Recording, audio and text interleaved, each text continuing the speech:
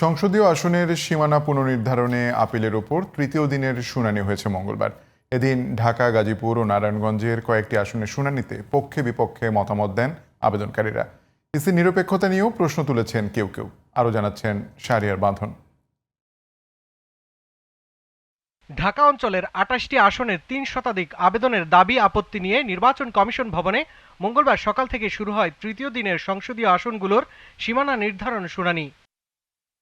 প্রধান নির্বাচন commissioner AMM Nasir উদ্দিনের নেতৃত্বে শুনানিতে অংশ নেন ৪ নির্বাচন কমিশনার, ইসি সচিব, নির্বাচন কমিশনের ঊর্ধ্বতন কর্মকর্তারা। শুনানিতে যোগ দেন আইনজীবী, রাজনৈতিক নেতৃবৃন্দ এবং স্থানীয় জনগণ। শুনানির প্রথমার্ধে গাজীপুর নিয়ে মিশ্র প্রতিক্রিয়া জানান রাজনৈতিক নেতৃবৃন্দ সহ স্থানীয় জনগণ। স্বৈরাচারী শেখ হাসিনার পরিকল্পনায় যে সারা বাংলাদেশের বিভিন্ন আসনগুলোকে তাদের মতো করে আওয়ামী লীগকে সুবিধা পাইয়ে দেওয়ার জন্য তাদের মতো করে সাজিয়েছিল। নারায়ণগঞ্জের সীমানা নির্ধারণ নিয়েও ইসির সমালোচনা করেন আগতরা। নির্বাচন কমিশন যে বৈষম্য সৃষ্টি করেছে, এই বৈষম্য দূর করে আমরা এই পূর্বের অবস্থায় থাকতে চাই, যে সোনারগাঁকে কাটা ছেঁড়া যেন না হয়।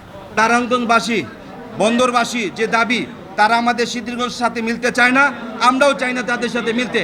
এই কমিশন যেই পরিপত্র কিংবা বিজ্ঞপ্তি জারি করেছে, সেই নিজেদের বিজ্ঞপ্তির বিরুদ্ধেই তারা কাজ করছে। যে সোনারগাঁও যাতে কোনো রকমের সেটা অখণ্ড থাকে। আর ঢাকার আসনগুলোর সীমানা নির্ধারণ নিয়ে রয়েছে পক্ষে বিপক্ষে মত।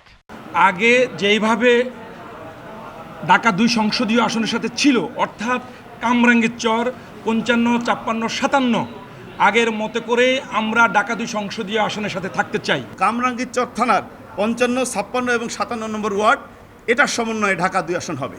এটাই কামরাঙ্গীর চরের জনগণ এবং ঢাকা ২ আসনের সর্বস্তরের জনগণ এটা প্রত্যাশা করে। নবাবগঞ্জের ৩টি ইউনিয়ন অত্যন্ত ক্ষতিগ্রস্ত হয়ে যায় যদি ২টা আসন করা হয়। সীমানা নির্ধারণে নির্বাচন কমিশনের নিরপেক্ষতা নিয়েও প্রশ্ন তোলেন কয়েকটি রাজনৈতিক দলের নেতাকর্মীরা। আরপিওতে বলা আছে ভৌগোলিক অখণ্ডতা, প্রশাসনিক অখণ্ডতা। এই অখণ্ডতা তারা বজায় রাখেনি। নির্বাচন কমিশন গত মাসে যে প্রস্তাবনাটা প্রজ্ঞাপন আকারে যেটা প্রকাশ করেছে, আজকে শুনানিতে অংশগ্রহণ করা কেউ সমর্থন করে নাই। তাদের কোনো বিশেষ রাজনৈতিক উদ্দেশ্যে তারা কোনো একটা সিন্ডিকেট করেছে, যাতে করে তাদের ব্যক্তিগত কিছু স্বার্থ সিদ্ধির জন্য। রোববার থেকে শুরু হওয়া এই শুনানি চলবে বুধবার পর্যন্ত। এই ৪ দিন দাবি আবেদন নিষ্পত্তি করে চূড়ান্ত সীমানা প্রকাশ করবে ইসি। শাহরিয়ার বাঁধন, জিটিভি নিউজ, ঢাকা।